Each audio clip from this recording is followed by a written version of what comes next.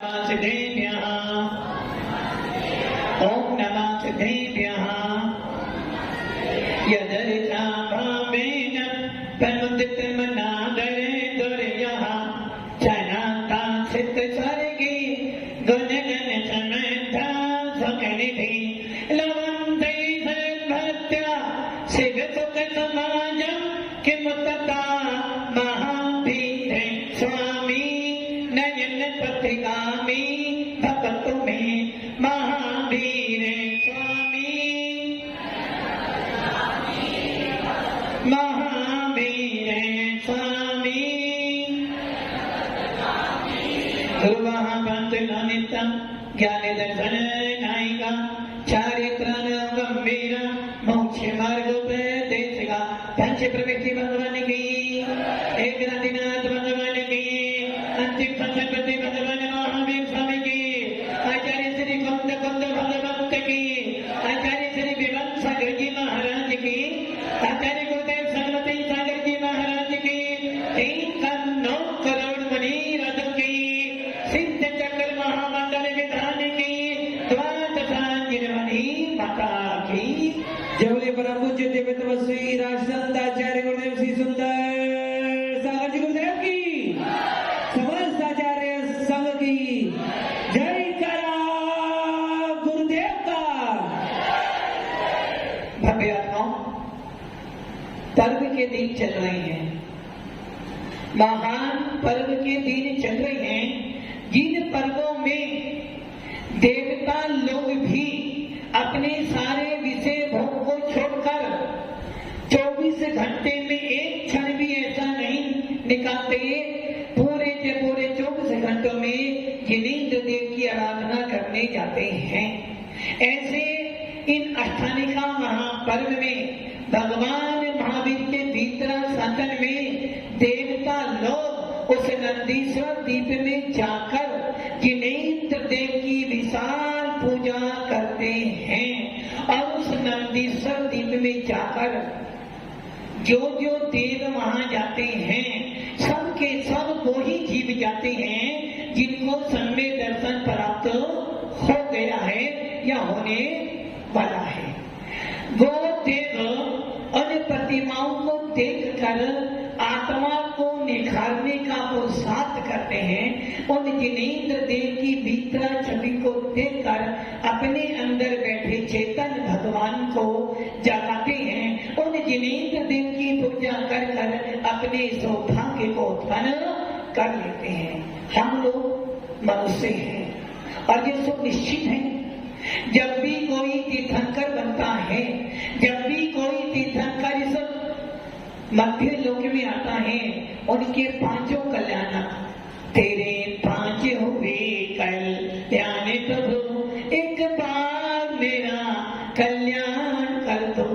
जब कोई भी तीर्थंकर इस मध्य लोक में आता है, उनके 5 कल्याण देव के अलावा मनुष्य नहीं कर सकते।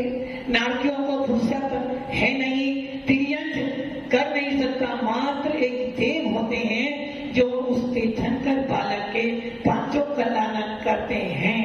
और उस समय वो देव कहते हैं, देख लिया, इस पूरे पृथ्वी लोक पर चारों गतियों में से मात्र एक देवी ऐसे हैं जो जिनेंद्र देव को इतना ऊंचा ले जाकर सुमेरु पर्वत पर जो 1 लाख योजन का है वहां ले जाकर उनका जन्माभिषेक बनाते हैं, दीक्षा कल्याण बनाते हैं, तप कल्याण बनाते हैं, ज्ञान कल्याण बनाते हैं और निर्माण की पूजा कर कर उनका अंतिम संस्कार कर कर अपने आप को आनंदित मानते हैं। उस समय वो देव कहते हैं, देख लो मनुष्यों, तुम में सामर्थ हो, हम में सामर्थ है, जो हम एक तीर्थंकर के कल्याण बनाकर उनको पूज्य बनाते हैं। उस समय मनुष्य का सारा वैभव फीका पड़ जाता है कि देखो, एक देव गति का देव उस तीर्थंकर के सारे कल्याण करता है और ये मनुष्य शांति से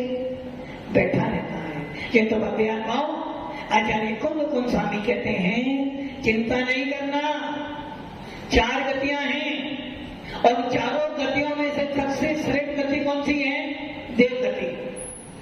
ये गति है ना। देखो वहां पर क्या काम नहीं करना, खाना पीना नहीं, खाना पीना नहीं है, कबलाहार नहीं है। देवों के गले में अमृत होता है, सुना होगा। और देव लोग जब इच्छा होती है अमृत का, वहां पर देवांगनाएं, जन्म भैया, देवांगनाएं एक देव की कम से कम, छोटे से छोटे देव की भी 32 देवांगनाएं तो यहाँ एक मिलेगी, वहां 32 देवांगनाएं। और देवों को खाते तो हैं, अमृत का आहार तो करते हैं, किंतु निहाल 1 नंबर 2 नंबर, पसीना, दाढ़ी मूछ, बुढ़ापा, कभी रोग, बताओ देव गति बढ़िया नहीं। जहां जाओ वहां चले जाओ, कैसा भी रूप बना लो, इस मध्य लोक में कहीं भी जा सकता है वो देव। तो देव गति बढ़िया है। और जब देवों का मरण होता है ना, माला हो जाती है और शरीर कपूर की तरह उड़ जाता है, उन्हें जलाने की जरूरत नहीं, कोई सूतक बातक नहीं। तो देव गति पढ़ाई लिखाई नहीं करनी पड़ती, क्योंकि जन्म से ही मती जान, सुख जान, अवधि ज्ञान होता है। आपको पढ़ाई करनी पड़ती है और उसके बाद अच्छी नौकरी करनी पड़ती है, और अच्छी नौकरी के लिए अच्छी छोकरी भी ढूंढनी पड़ती है। अच्छी नौकरी भी कर रहे हो, अच्छी छोकरी भी मिल गई, और उसके बाद भी टेंशन पे टेंशन है, वहां 32 रानियां हैं फिर भी कोई टेंशन। तो देवगति बढ़िया है। तीर्थंकर का जब अभिषेक होता है समेरु पर्वत पर, देवों के अलावा कोई नहीं कर सकता। जब भगवान महामुनि दीक्षा लेने जाते हैं तो उनकी दीक्षा की पूजा भी देव करते हैं। आपका नंबर। तो देवगति बढ़िया है ना। और नंदीश्वर द्वीप के अंदर भी देवता लोग पूजा करने जाते हैं, आपकी कोई जरूरत। तो देवगति बढ़िया, किंतु आत्मा देवगति बढ़िया तो है, बस एक कमी है। देवता लोग कह रहे हैं कि मैं एक मनुष्य को तीर्थंकर बनाता हूं, किंतु आचार्य कुंद स्वामी कह रहे हैं कि हे देव, अपने घमंड पर इतना मत। तेरा घमंड इतना नहीं है, तेरा बहुमान इतना नहीं है, तू मात्र एक जीव को तीर्थंकर बना सकता है, तीर्थंकर बन नहीं सकता। किंतु ये मनुष्य तूने तीर्थंकर के सारे काम किए, किंतु जब तीर्थंकर मुनि बनते हैं और मुद्रा लेकर जाते हैं, तब तू कुछ भी नहीं कर सकता। उस समय मनुष्य कहता है, हे स्वामी अत्रो अत्रो अत्रो तिष्ठो तिष्ठो अर्जुन, हे देव, तू दीक्षा कलमत बना सकता है, किंतु किसी तीर्थंकर किसी मुनि राज के हाथ पर कर पात्र में आहार, ये सौभाग्य मात्र इन मनुष्य को प्राप्त हुआ है। और सुन लो, हे देव, हे धर्मेंद्र, तू तीर्थंकर को मोक्ष पहुंचा सकता है, तीर्थंकर नहीं बन सकता। हम मुनि बनकर तीर्थंकर बनकर मोक्ष में जा सकते हैं। उस समय वो देव धर्मेंद्र सर्वान सिद्धि का देव सोचता है, वास्तव में मेरा सारा वैभव तुम ले लो और मुझे अपना एक मनुष्य भाव दे दो। दोगे क्या? एक धर्मेंद्र आपके पास में आ जाए और वो आपसे बोले, भैया मुझे अपना मनुष्य भाव दे दे, मेरा पूरा स्वर्ग का वैभव तू ले ले, दोगे क्या? सोच लो। पीएम आपसे कह रहा है कि तू पीएम बन जा, मुझे अपना जैन कुल दे दे, दोगे क्या? क्यों नहीं दोगे? क्योंकि जैन कुल पैसों से नहीं मिलता है, मनुष्य भाव पैसों से नहीं मिलता, मनुष्य भाव तो अच्छे कर्म करने से मिलता है। और मैंने अच्छे कर्म किए हैं तो मुझे जैन कुल मिला है, और जो जैन कुल में पैदा होता है वो भगवान बनने की साधना करता है। भव्य आत्माओं, मैना सुंदरी जब नाम सुनते हैं तो मन में एक अपने आप ही श्रद्धा उत्पन्न होती है कि देखो हमारे यहाँ सूरवीर मात्र पुरुष नहीं होते, महिलाएं भी होती हैं। और आज के परिप्रेक्ष्य में, आज के वातावरण में जो हमारे बच्चे और बच्चियां बिगड़ रहे हैं, हमारे बच्चे और बच्चियां कहाँ पढ़ते हैं? बाहर पढ़ते हैं। और जब बाहर पढ़ते हैं तो दोस्त जैन भी होते हैं और अजैन भी, समलिंगी भी होते हैं और जेंट्स और गर्ल्स दोनों बनते हैं। और जब दोनों में दोस्ती हो जाती है, यदि वो दोस्ती फ्रेंडशिप तक सही रहे तब तो, और यदि फ्रेंडशिप से आगे बढ़ जाए तो, जन्म आगे बढ़ जाए तो, जन्म यदि वो फ्रेंडशिप आगे बढ़ जाए तो, ज्यादा बढ़ जाए तो, मात्र जन्म की नहीं जितने लोग बैठे हैं, यदि वो फ्रेंडशिप तक सीमित रहे तो बढ़िया है, सामने आ जाए। और यदि वो फ्रेंडशिप आगे बढ़ जाए तो फिर क्या होगा? लड़का लड़की राजी अब क्या करेगा? पापा शादी तो राजी हो तो बेल का, नहीं तो भेज का। और आजकल की पढ़ाई ऐसी हो गई, यदि कोई बच्चा स्कूल में जाए और वो सीधा बनकर रहे, लड़कियों से बात ना करे, दोस्तों से बात ना करे, दोस्त ना बनाए, मोबाइल लेकर ना जाए, अच्छे कपड़े नहीं पहने, अच्छा व्यवहार ना करे, तो लोग कहते हैं। और उस समय हमें फील होता है कि हमारे माता पिता ने हमें मस्त क्या सिखाया? छान कर पानी पियो, रात में भोजन नहीं करना, कहीं घूमना फिरना नहीं, 1.5 साल गुरु के पास जाना और अपनी लाइफ सेट। और जब बाहर जाते हो और यही व्यवहार निभाते हो तो लोग कहते तुम्हारे माता में कुछ भी। उस समय बच्चों को टेंशन होती है, यदि मैं ये काम करता हूँ तो मम्मी मारती है, यदि मैं मोबाइल रखता हूँ, दोस्त बनाता हूँ तो पापा डांटते हैं, और यदि मैं किसी लड़की से बात कर लूँ तो पापा कहते हैं बेटा धरती पर चल, आसमान पर मत उड़। और नहीं करता हूँ तो मेरे फ्रेंड कहते हैं कुछ भी नहीं सीखा। अब आता हूँ माता पिता क्यों डांटते हैं? उन्हें खतरा है जो आजकल का वातावरण चल रहा है उसके कारण कहीं तुम्हारे कारण जिन कुल की नाक ना कट जाए। लड़कियों से बात करो, लड़कों से बात करो, अपने फ्रेंड बनाओ, मोबाइल चलाओ, बाइक भी लो और पीछे बाइक हाथ में लो, मोबाइल एप्पल का रखो, कोई बाधा नहीं है। हाथ में बाइक भी हो और पॉकेट मनी में महात्मा गांधी भी हो, खाओ पियो भी। और साथ में पीछे कौन बैठा हो? पीछे कौन बैठा हो? गाड़ी हाथ में है, पीछे कौन हो? लाड़ी नहीं, हाथ में बाइक है, पीछे बाइक नहीं। लड़की बैठी भी हो कोई बात नहीं, किंतु वो लड़की हमारी दोस्त फ्रेंड से सीमित रहो। लाइफ के अंदर दोस्त का स्थान माता पिता से ज्यादा होता है। जो बातें हम अपने माता पिता को नहीं कह पाते वो बात अपने दोस्त को। और दोस्त कौन होता है?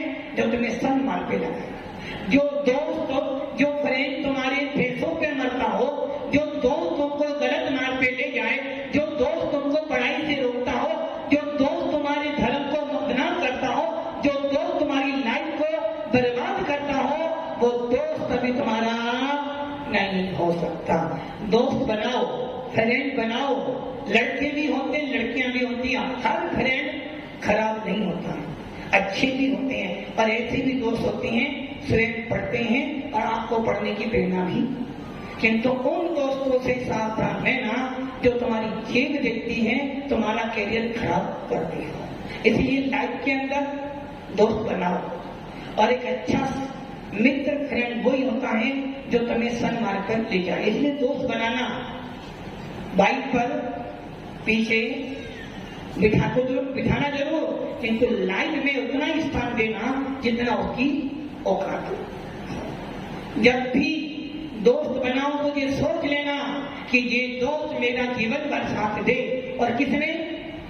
सुख में तो मेरा साथ देने वाले घर में बहुत हैं, किंतु जब दुख आए तो मेरा दोस्त मेरा हाथ पकड़ कर मुझे सलमान पर लगाए। भक्ति आत्माओं, उस नैना सुंदरी की जब लाइव सुनोगे तो आपको लगेगा वास्तव में हमारे शासन में, वीतराग शासन में अच्छे संस्कार दिए हैं, तो अच्छे संस्कारों का फल होता है अपनी लाइफ को सुपर बना। नैना सुंदरी और श्रीपाल उज्जैनी नगरी थी। उस उज्जैनी नगरी में एक राजा रहता था जिसका नाम प्रजापाल का बहुपाल था। राजा मतलब उस नगर का मालिक। अब वो राजा जो था जैन संस्कारों से बड़ा बना हुआ था। उस राजा के नगर में बहुत जिन मंदिर थे और उन जिन मंदिरों में प्रतिदिन पूजन अभिषेक होता था। प्रतिदिन पूजन अभिषेक कर वो राजा भी मंदिर जाता था। उसकी धर्म पत्नी जो थी बहुत ज्यादा समझदार थी, जिन शासन के प्रति अटूट अटूट श्रद्धा करती थी। जब कभी मुनिराज नगर में आते थे तो राजा अपना मुकुट उतारकर उनके चरणों में गिर जाता था। उस राजा ने अपने नगर में कह दिया था कि यहाँ तो मात्र वीतराग शासन की पूजा होती है, जिसको पूजा करनी है सब पूजा करना। और वो राजा जब सिंहासन पर बैठा था, प्रजा का अपने पुत्र के समान पालन भी करता था। पालन करते करते समय बीता और उसके यहाँ सेनाई बजनी शुरू हो गई। आपके घर में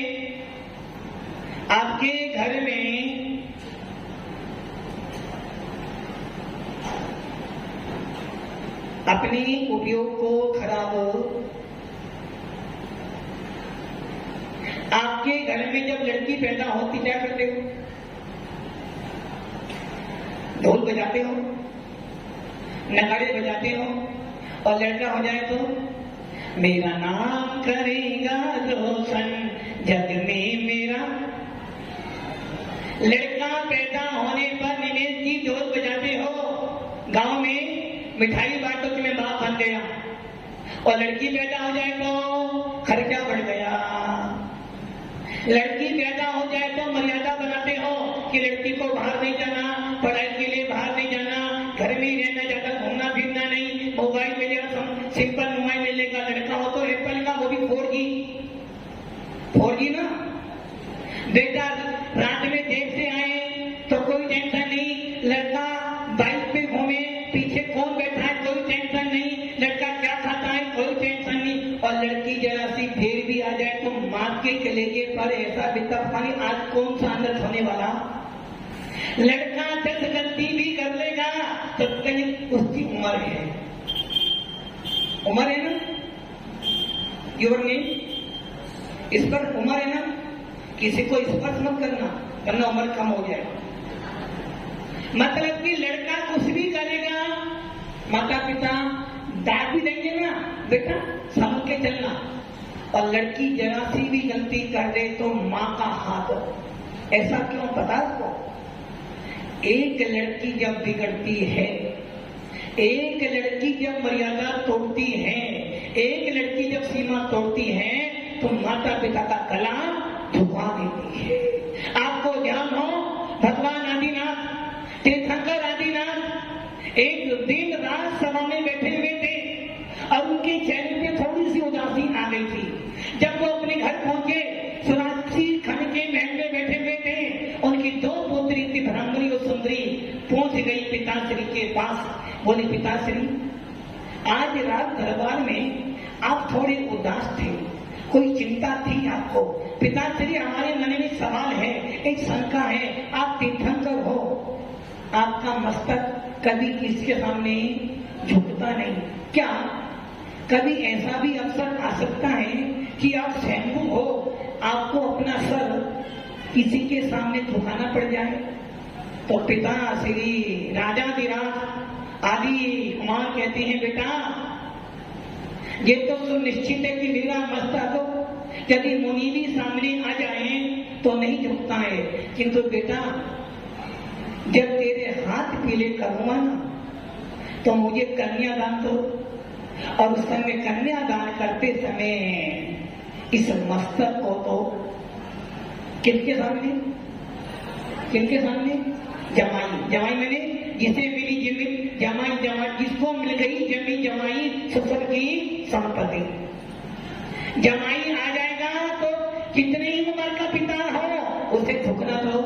तो वो दोनों पुत्री कहते पिता जी यदि हमारे काम में आपको थुकना पड़े हमारे कारण, ऐसा काम करके तो हम आपकी बेटी होना से अच्छा है मर जाना बढ़िया है। और दोनों की दोनों बेटी आजीवन ब्रह्मचारी व्रत धारण कर लेती हैं। इसलिए सारी सीमा बेटियों पर क्यों रखती की? एक कुल की बेटी बिगड़ती है तो पूरे कुल को बर्बाद कर देती है, और एक कुल की बेटी अति अच्छी निकलती है तो पूरे विश्व में माता पिता का मस्तक ऊंचा कर देती है।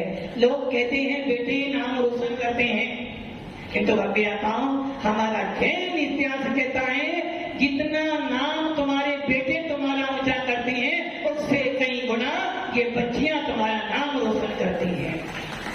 जब रक्षाबंधन का दिन आता है किसको याद करते हो? भैया को। इस पर किसको याद करते हो? काश मेरी भी एक बहन। और जब वो बहन हाथ पर कलाई पे राखी बांधती है तो भाई कहता है मेरी बहन ने मुझे भी राखी।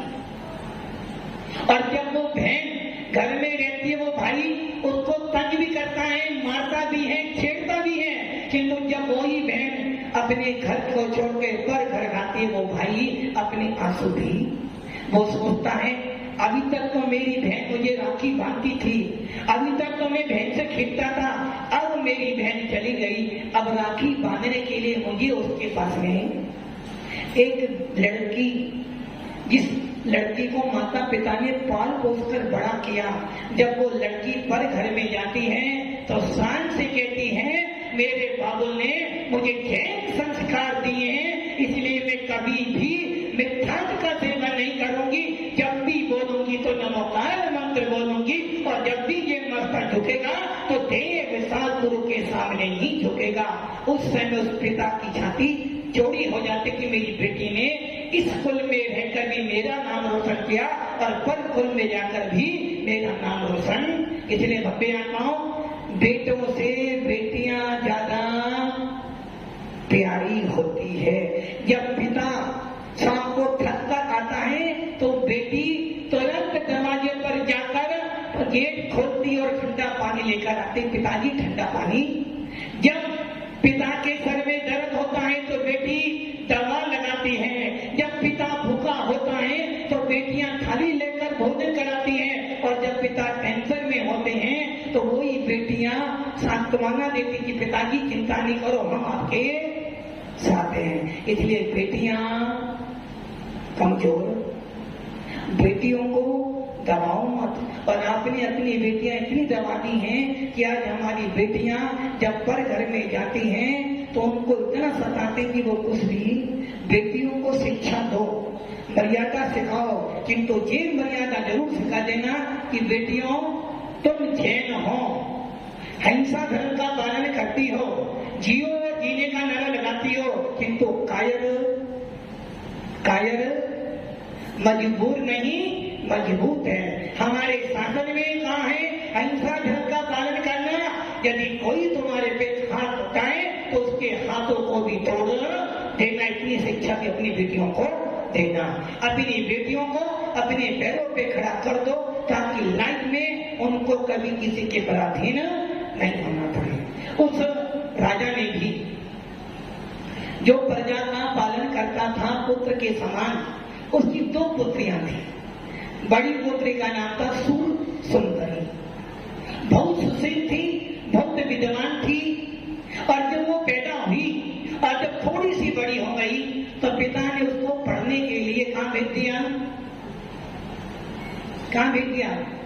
एक ब्राह्मण के पास छोड़ दिया कि तुम इनको वेद पढ़ाना, इनको शास्त्र पढ़ाना और इनको संसार का ज्ञान कराना।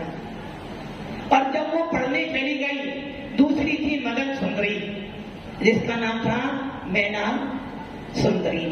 उस मैना सुंदरी को भी पढ़ने के लिए भेजा। तो मैना सुंदरी कहती पिताश्री पढ़ाई करने तो जाऊंगी किंतु अहमदाबाद ही जाऊंगी। कहाँ जाऊंगी? अहमदाबाद ही जाऊंगी या बेंगलोर जाऊंगी। आखिरी में तो पढ़ने वाली नहीं बिल्कुल भी, क्योंकि आखिरी में कुछ भी। और जब बाहर पढ़ने जाऊंगा कहाँ तो एक मोबाइल को। मैं ये नहीं कह रहा कि बच्चियां बाहर ना पढ़े, बच्चे बाहर ना पढ़े, पढ़ो। ये ध्यान रखना, आपके पिताजी, आपके माताजी, आपके बड़े भैया, आपके परिवार के लोग बड़ी मेहनत से कमाते हैं।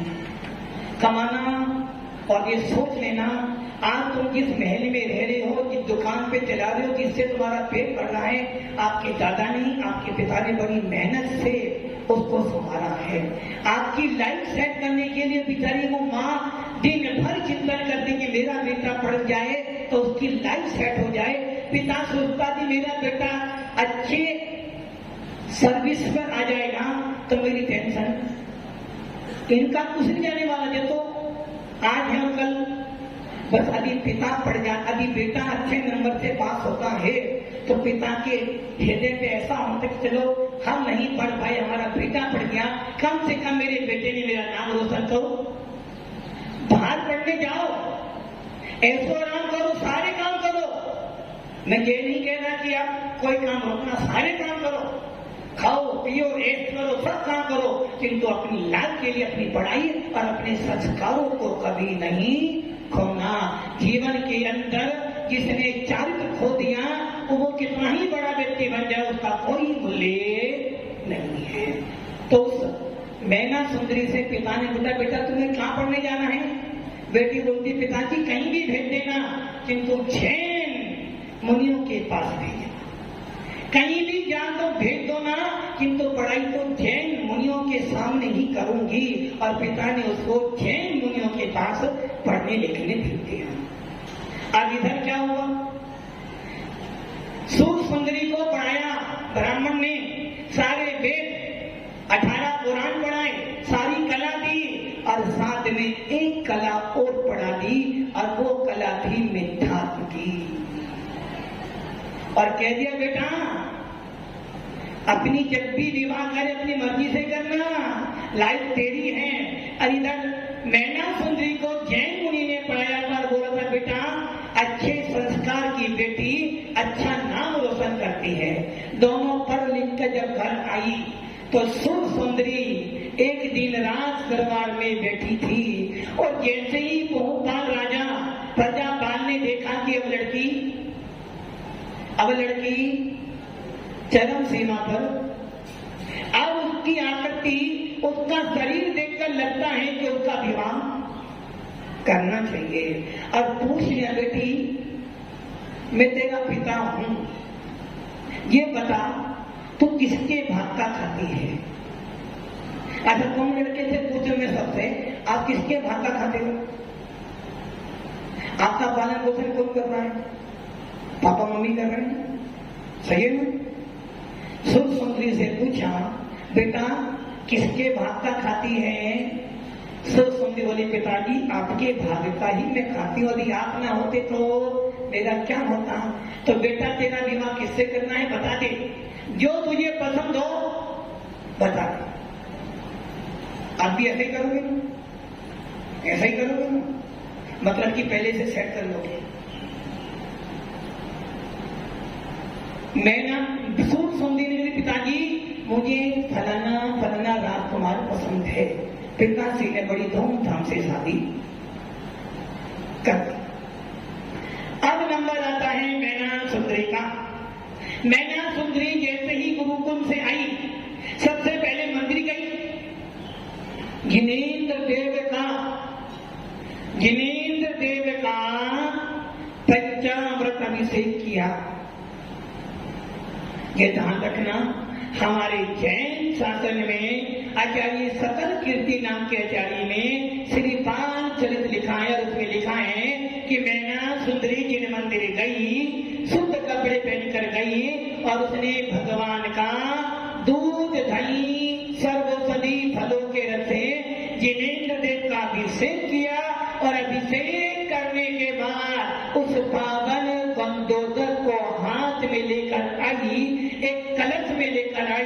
और जब राज दरबार में पहुंची तो उसने क्या सावधान, पिता समझ गया कि ये किनेन्द्र देव का नमन आ रहा है। राजा अपने सिंहासन से खड़ा हो गया, सारी राजसभा खड़ी हो गई, सारे राजसभा के मेंबर खड़े हो गए और जैसे ही मैना सुंदरी ने पिताश्री को बंदोदो दिया, उस पिता ने बड़े भक्ति भाव से अपने मस्तक पे लगाया और पुत्री को अपने पास में बैठे सिंहासन पे विराजमान, और देखा कि मैना सुंदरी भी अब देवा योगी हो गई है।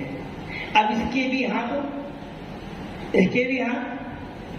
पीले ही करने हैं, महाराज तो बनना नहीं है, महाराज ही बनना, शादी ही करनी है, भले मैडम मारे फिर भी शादी तो। मैना सुंदरी से पिता ने कह दिया, बेटा देख तेरी बड़ी बहन सुर सुंदरी भी अपने इच्छित वर्ग के साथ में विवाह करके शांति से रह रही है, बेटा तू भी अपनी पसंद बता दे ताकि तू भी सुख शांति से। जैसे ही मैना ने ये शब्द सुने, उसके पैरों से जमीन निकल गई। वो कहती, पिताजी क्या कह रही है? क्या पिताजी भूल गए कि उच्च कुल की लड़कियां अपना वर अपने आप नहीं चुनती है? मेरे गुरुओं ने शिक्षा दी है कि पिताजी जो दे देंगे उसी में स्वीकार करना। और आज पिताजी क्या करें? क्या पिताजी मर्यादा भूल गए? क्या अपने जैन कुल की मर्यादा को छोड़ रहे हैं? और वो कहते, पिताजी आप जिस वर को दे दोगे उसे मैं कामदेव मानकर स्वीकार। पिता ने फिर कहा, बेटा ऐसी चीज ना कर, बता किसके भाग का खाती है, तेरा पालन पोषण कौन करता है? मैना सुना बोलती, पिताश्री मेरा भाग्य के विधाता मैं स्वयं हूँ, आप मेरे भाग्य के विधाता नहीं, मैं अपने पुण्य का खाती हूँ। पिता ने सोचा, इतनी सारी सुविधा तुझे दी, सोने की थाली में भोजन करती है, पालकियों में घूमती है, और फिर कह रही है कि मेरे भाग का मैं अपना खाती हूँ। पिता ने फिर बोला, बेटा जिद करना अच्छी बात है, किंतु मैना जैन संस्कारों से पली थी, बोली पिताश्री जो आपको पसंद हो वो दे देना, किंतु मेरे भाग्य में यदि कोड़ी लिखा है तो कोड़ी मिलेगा और काम दे दो कामदेव मिलेगा, आप मेरे भाग्य को नहीं बदलते। पिता ने ये सब सुने, क्रोध में डाल, बस यहीं से शुरू हो जाती है मैना की अग्नि परीक्षा। भव्यात्माओं, हम सब भी जैन कुल के अनुयायी हैं। इतना अच्छा धर्म मिला है जिस धर्म की सारे संप्रदाय प्रशंसा करते हैं। हम सबको भी इस जैन शासन को पाकर अपना गौरव, अपना बहुमान बढ़ाना चाहिए ताकि हमारा मोक्ष मार्ग प्रशस्त हो। आगे क्या होता है कल फिर देखेंगे। ओम नमः शिवाय।